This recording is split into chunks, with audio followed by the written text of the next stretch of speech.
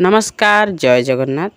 भात पंचम अंक प्रथम दृश्य सरपोखरी सेवा सदन दुआर खोला गोटाए पाखे अरट धरी जन केते स्त्री लोक काम लगिछंती गीत गाउछंती।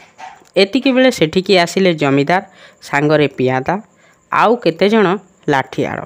गीत गिरिवन मनोहर श्याम कलेवर सुंदर मुख सुखदायी बंग महोदधी चरण पखाळे गुरु लहरी कूल साई कोटि पतित जन धन्य हुए जहीं पतित पावन चाही गंगाधर अर्क भूमि एम जननी अंचल छाई धन धान्य मणि रतन खणी कवि काव्य कला घरे थाए अंध सूता सूत न चिन्हिले जदि भोग भाग्य आउ नाही।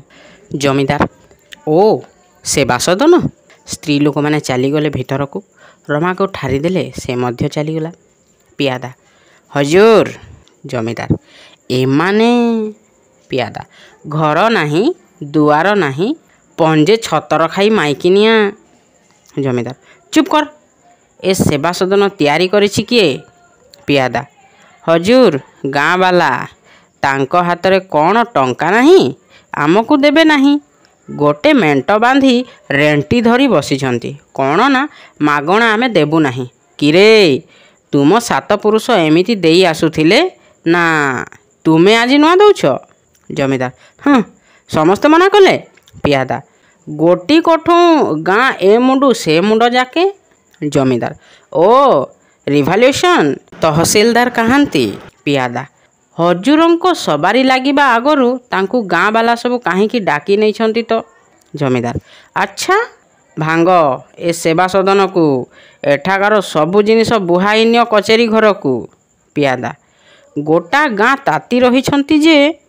जमीदार चुप कर निमक हराम निज पकेटरू पिस्तल काढ़ी धरिले हलाई भांग देखें गाँटा ताती कौन करि पारंती।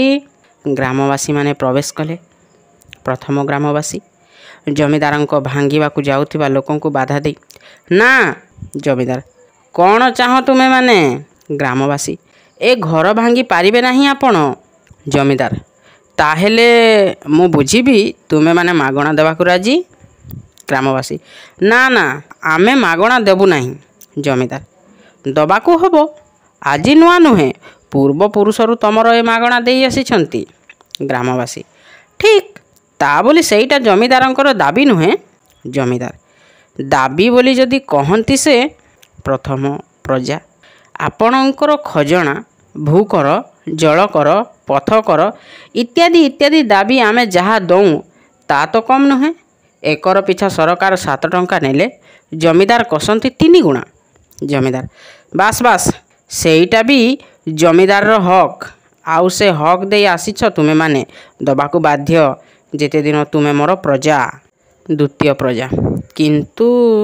जमीदार से किंतु फिंतु मु किछि सुनिबी नाही एसबु काम रे खर्च लागी तो टंका मिलुछि ए तो तुम मानक धन रे गढ़ा आउ जमीदार रो दाबी बेलकू। प्रथम ग्रामवासी आपण जानती नहीं आज्ञा एई अनुष्ठान शह शह भोगी शोषी रोगी बापा माँ छड़ा जीवन रो। जमीदार ओ खूब दया जमीदार भी जीवन अच्छी जमीदार खर्च अच्छी से सब छाड़ मु कहबाकू चाहे मागणा पाउणा तुम मानंकू देबाकू हबो जेमिति आगे देई आसीछ आउ सेईटा हमर दाबी दाबी आदाय करिवार यथेष्ट क्षमता मोर अछि। तुमे माने गोटे मेली बांधी जिद धरी बसिछ बेस शेष थर पई मु तुमको कहि दउछि तुम मानक ए लाठीर धमक रे मु दबी जाऊ नाही शासन मते जणा हुए तुमर दाबी तुमको मानि नेबाकू हबो नाई तो तुम मानकू शासन शिखाइबाकू। कृषक नेता हाँ प्रस्तुत अछंती आपण ता तो आमे जानू जमीदार साहेब आउ आमे भी ढेर आगरू प्रस्तुत अछू।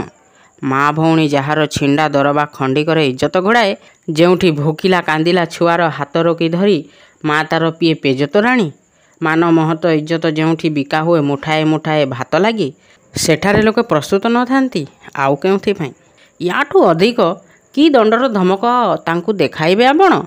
जमीदार ताहेले प्रस्तुत तुमे माने बेस तुमर एसबू बाजे कथार मूल्य मो पाखे किछि नाही मु जाने शासन आउ दाबी। कृषक नेता ଆଉ ଆମେମାନେ ବି ଜାଣୁ ଆମେ ଲୁହ ଦେଇ ଖଟୁ ଆପଣଙ୍କର ମୌଜ ମଜଲିସ୍ ଅୟସ ପାଇଁ। ଅନ୍ଧ ଥିଲୁ ଆମେ, ଆଖି ଫିଟିଛି। ମା ଭଉଣୀ ଶିଶୁ ବାଳକ ହଜାର ହଜାର ଅନାଥ କଙ୍କାଳ ଆମର ଗୁରୁ। ଆମେ ଅପରାଧୀ, ଆମର ଅପରାଧ। ଆମେ ତାଙ୍କର ସହଧର୍ମୀ ନିର୍ମୂଳୀ ଲତା ଗଛକୁ ଖାଏ। ଆମେ ଜାଣୁ, ଆମେ ପ୍ରସ୍ତୁତ, କିନ୍ତୁ ଆପଣଙ୍କର ଦାବି ମାନିଯିବାକୁ ପ୍ରସ୍ତୁତ ନୋହୁଁ। ଜମିଦାର ତାହେଲେ ତୁମେମାନେ ମାଗଣା ଦେବ ନାହିଁ? ସମସ୍ତେ ନା। ଜମିଦାର ମୁଁ ଜାଣିବାକୁ ଚାହେଁ ତୁମମାନଙ୍କୁ ଏପରି ମତେଇଛି କିଏ? ତୁମ ପରି ଛୋଟ ଜୀବକୁ ଦଳିବା ମୋର କାମ ନୁହଁ। ମୋର ତାକୁ ହିଁ ଚାହେଁ। କିଏ ସେ ତୁମର ନେତା? ଏ ମେଳିର ମୂଳରେ କିଏ? ମୁଁ ତାକୁ ହିଁ ଚାହେଁ। ତୁମମାନଙ୍କର ନେତା କିଏ? କୃଷକ ନେତା। ନେତା ଆଉ କେହି ନୁହେଁ ଜମିଦାର ସାହେବ। ନେତା ଏଇ ହଜାର ହଜାର ନିରନ୍ନ ଦିନ ଦରିଦ୍ର। ଆଉ ନେତା ଏଇ ଭୋକିଲା ପେଟର ଭାତ। ଜମିଦାର ହଁ ବୁଝିଲି। ତାହେଲେ ଶାସନ ଲାଗି ମୋତେ ବାଧ୍ୟ କରୁଛ। ବେଶ, କିଏ ଅଛ ରେ? ପିଆଦା।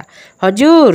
ଜମିଦାର ଲାଠିଆଳକୁ କହି, ଏମାନେ ଯେ ଯେଉଁଠି ଅଛନ୍ତି ଜବତ କରି ଘର ଲୁଟ କର, ଘରେ ଘରେ ନିଆଁ ଲଗାଇ ଦିଅ। ଏମାନେ ବୁଝନ୍ତୁ।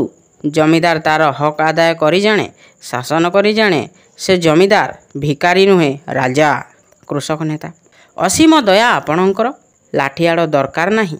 ଆମେମାନେ ଗରିବ କଙ୍କାଳ। ଏଇ କଙ୍କାଳ ଗୁଡ଼ିକର ଶେଷ ଖୁଦ ମୁଠିକ ଆଉ ଆମ କଙ୍କାଳସାର ଚାଳର ଶେଷ କୁଡ଼ିଆଖିଅକ ଜଳି ପୋଡ଼ି ଆମର ଜମିଦାର ପୁଅଙ୍କ ବାହାଘର ଭୋଜି ରୋଷଣୀରେ ଲାଗୁ। ଏହି ଭୋକିଲା ଆଖି ଆଗରେ ଧୂଳି ପାଉଁଶ ସବୁ କରିଦେଉ। ଆମେମାନେ କ'ଣ ସେଇତକ ଆମେ ଚାହୁଁ। ତା ନହେଲେ? ଜମିଦାର ତାର ମୁଣ୍ଡ ଉପରେ ପିସ୍ତଲ ଦେଖାଇ, ଷ୍ଟପ୍। ଏତିକିବେଳେ ଜନତା ଠେଲି ଜୟୀ ଆସି ମଝିରେ ଠିଆ ହୋଇଗଲା। ଜମିଦାର ତଟସ୍ଥ ହୋଇ ପିସ୍ତଲ ତଳକୁ କରିଦେଲା ବେଳକୁ ଜୟୀ ଆଗରେ ଆସି ଠିଆ ହେଲା ରମା। ଜୟୀକୁ ହାତରେ ପଛକୁ ଠେଲି